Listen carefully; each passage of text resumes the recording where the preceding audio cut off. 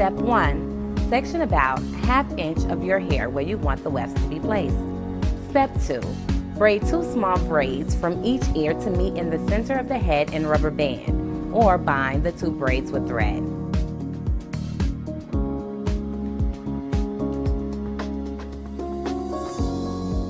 Step 3.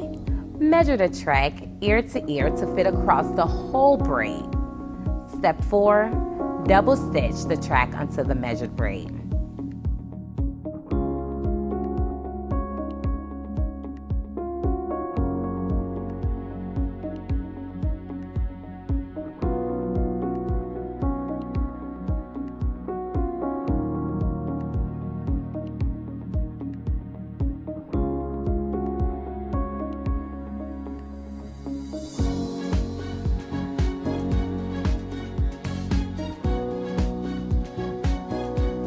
The Brazilian knot weft and the micro bead weft is easy to install and easy to remove.